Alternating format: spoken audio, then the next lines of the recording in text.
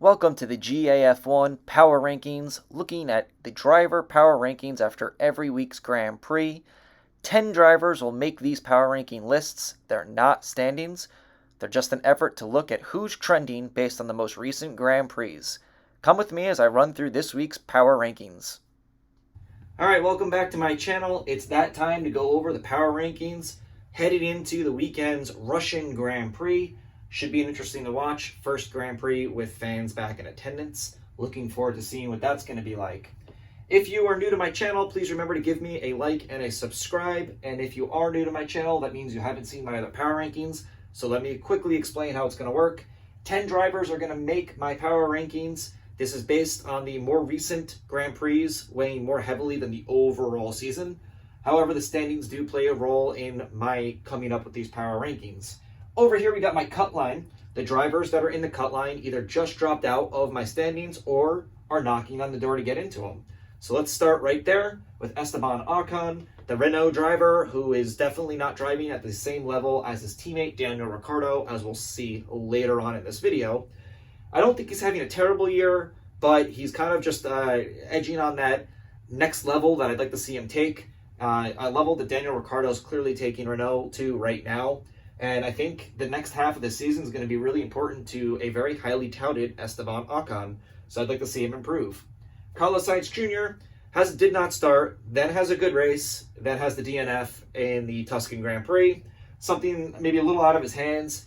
It's enough for me to have to knock him out of the top 10. That said, I think momentum's on his side. I expect a pretty good second half of the year from him. So I expect him to be back in this top 10 pretty soon. Kimi Räikkönen. Räikkönen for me is a guy who's knocking on the door of coming in there.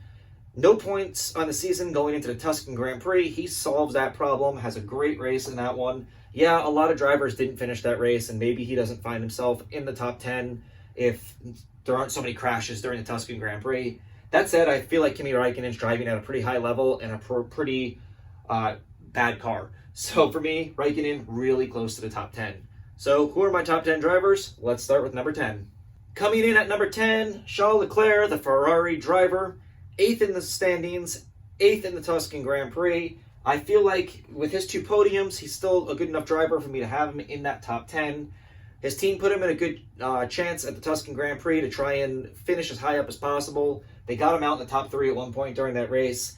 The straight line speeds for Ferrari just aren't there this year. He couldn't hold on to it, but he does hold on to score some solid points, which I think is probably going to become more and more rare for Ferrari as the season goes on. He's outperforming Vettel every week. He seems a little bit more interested, obviously, being a driver that will be with this team for the next couple of years. And he is performing at a slightly better level than Vettel is right now. But the way is off Sebastian Vettel, now that he knows where he's going next year. Either way, Charles Leclerc for me, still good enough to be in the top 10. I don't know how long he'll stay there, but I felt that his Tuscan Grand Prix was a solid one. Coming in at number 9 for me, Checo Perez. Obviously, not the news the last couple of weeks he's wanted. He is now auditioning for a ride to stay in Formula One. I think there are a few options for him. But regardless, he's making the most of his opportunity in a fast race car right now. Another good Tuscan Grand Prix, up in that top 5 area. Ever since he's come back from his coronavirus missed races, he's looked pretty fast and pretty good. I suspect that Checo will be knocking on the door of a podium for the rest of this year, especially with his Formula One career on the line now. An unfortunate situation for Checo, but he does look pretty good, as does his teammate Lance Stroll. So for me, Checo, 9th place, that works. All right, coming in 8th place for me is Lance Stroll. I do drop Stroll down probably a little more than I should in these power rankings. I struggled with trying to decide where I want to place Lance Stroll and a few other drivers during this one. He has a pretty hard crash during the Tuscan Grand Prix. It looks like a blowout in the tire. I'm not sure we ever actually found out what happened. If they ever released anything about what happened there, I know they were investigating his tire wear. Let me know in the comments below. I have not followed up on that. That said, Stroll has a pretty rough crash, and that drops him out of that race. So on a podium one week, crashing out the next week, that'd be the story for a few drivers here. Lance Stroll probably deserves to be a little higher on my list right now. He's having a great year. He's proving his worth in Formula One against all of the critics that are out there and constantly hating on Lance Stroll. I think he's pretty solid. And he's had a really good year, and I suspect that he will probably podium at least 1 or 2 more times this season. All right, coming in at number 7, bursting his way back onto my top 10 power rankings, Alex Albon in the Red Bull. The monkey is off of his shoulders, the weight is off his back, and any other phrase you want to come up with for that. He finally podiums in the Tuscan Grand Prix. He did a great job to podium in that Grand Prix, under pressure at times throughout it, and overcoming some adversity in that race. Albon is, I'm hoping this is that moment you're looking for where we're going to see him just shoot into that next level that I think is there for him. He's a more aggressive driver than Pierre Gasly, which is what I think Red Bull liked about him. We saw that most of the overtakes he did during that Tuscan Grand Prix were along the outside. He's not afraid to send it in there into corners. And I think that was the big difference in attitude and approach. Both Gasly and Albon struggled at Red Bull during their time there so far. But Albon has remained aggressive during that, whereas Gasly seemed to get more and more passive the more and more he struggled. And I think that's the difference of what Christian Horner was looking for. Nonetheless, it's going to be really exciting to watch the second half of this season with Alex Albon in that seat now that he's finally got a podium. But one point that was brought up, I forget where I read it, is going to be a great one to watch. Alex Albon seems to only do well when Max Verstappen has some sort of issue in the race. Is that a team strategy thing during the race? I don't know, but I'll be watching that. I'd really like to see Verstappen and Albon on a podium together before the end of the year. Otherwise, even with the podium, Albon's seat still might be at risk. We'll find out, though. But for now, 7th place. I resisted the urge of putting him even higher than that, being very excited for him. I think 7th is a good place. We'll see what he does this weekend. Coming in 6th place for me is Lando Norris, the McLaren driver. Quietly and not quietly having an amazing season. He started off the season with a bang, and everyone was talking about Lando. I feel like he's just been silent there, though, the rest of these races, but he still keeps rattling off 5th, 6th, 7th place finishes every single week, keeping his car out of trouble, and having just really good, solid GPs week in and week out. I love what I'm seeing from Lando Norris. I'd like to see McLaren continue the forward progress they were showing in the beginning of the season. It kind of seems like they've maybe plateaued a little bit at that 6th to 8th place range in the midfield. So I would really like to see McLaren, pushing back for those podiums a little more. And I think with Carlos Sainz having a little bit more luck on his side and 2 drivers in there, they might be able to do that. Either way, Lando Norris has been having a really good, solid, strong, top of the midfield season. 6th place works for me, and we'll see if he can knock on the door and get on a podium one more time before the end of the year. All right, coming in 5th place, a driver who had a pretty rough Tuscan Grand Prix, following up his first career win, is Pierre Gasly. Pierre Gasly, having an awesome year. He's totally redefined his Formula One career in pretty much 1 year's time from where we were a year ago. In that time, a podium, a win. We have everyone talking about if AlphaTauri is a sister team now to Red Bull, and that's largely based on Pierre Gasly's success. By comparison, his teammate has looked terrible, pretty much, and his seat's probably on the line. Whereas Pierre Gasly, there's a lot of people calling for him to be in that number 2 Red Bull seat now. But maybe they are sister teams, and that's where he's at. I did a video on that. You can check it out. But either way, Pierre Gasly having an awesome year. I'm not going to knock him for the one situation that's out of his hands with that DNF and the crash basically on the first lap of the Tuscan Grand Prix. If that happens a few more times, yes, he will start falling down my power rankings a little more. But Pierre Gasly's been awesome this year, and I suspect that momentum to carry him into a really strong second half at some tracks that last year Pierre Gasly showed a ton of improvement at and looked pretty good with Toro Rosso. And with the momentum he's got this year, he may be able to do even more this season. So Gasly at 5th. Coming in 4th on my power rankings, someone I had down in 6th a week ago, Valtteri Bottas, maybe the most criticized driver in all of Formula One this season, probably between him and Alex Albon.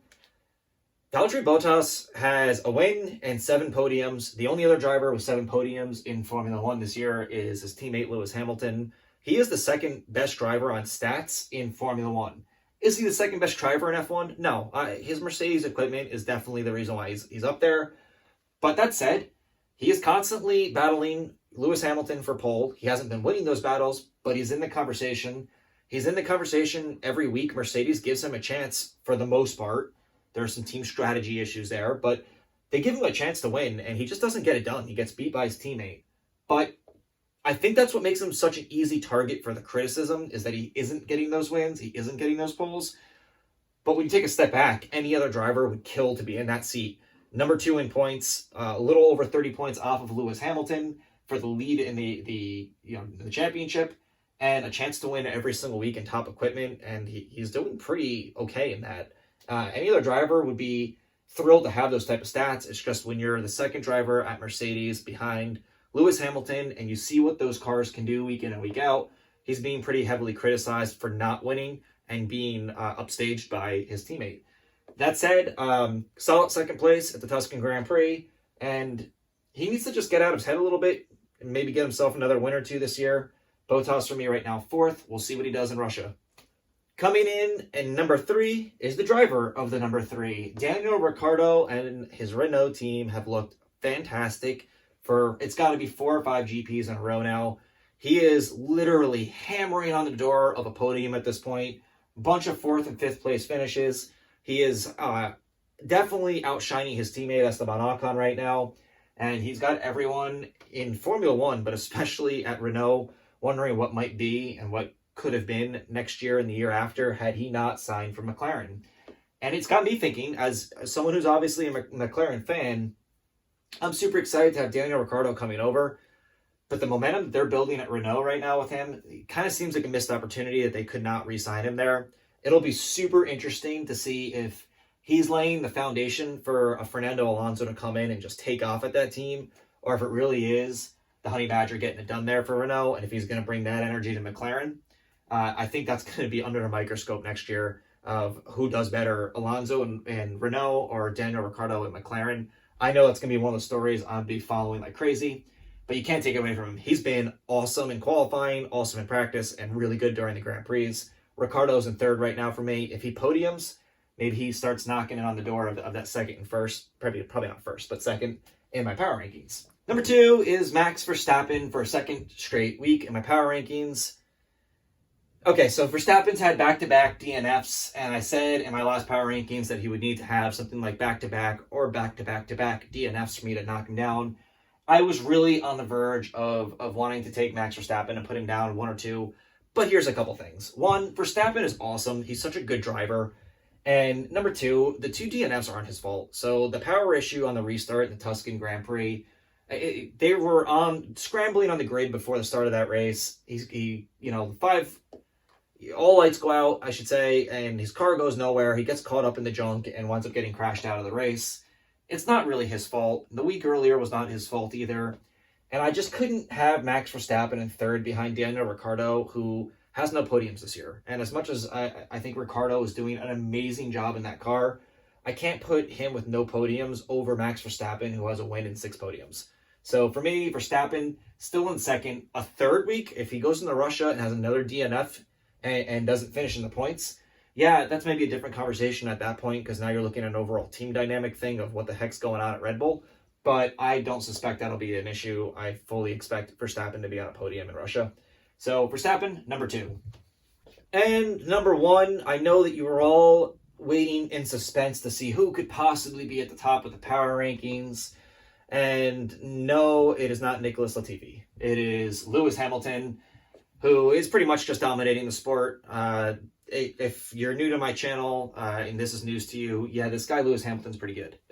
He seems to get it done every single weekend. We see him frustrating Bottas on Saturday by just outshining him in qualifying, and then on Sunday he pretty much checks out and then has a Sunday drive listening to the radio. And sometimes he's so far ahead that he could probably go to the drive through and get some McDonald's and come back on the track and still probably be ahead of 2nd place. So Hamilton's on a different level right now. It was awesome that we had the Italian GP go the way it did and had some fun with it. But overall, most races this year, last year, and I suspect for the remainder of this season, it's kind of Hamilton in a league of his own and everyone else battling for that 2nd and 3rd on the podium for that. So Lewis Hamilton, yeah, guy is amazing. Team is amazing right now. He is number 1 on my power rankings, and I really hope that at some point this season I can have him not number 1, but boy, will I be shocked if that happens. Anyway, as always, thank you for watching. Again, if you are new to my channel, please give me a like and subscribe, and let me know what you think of my power rankings in the comments if you just happen to come across these. See you in the next video.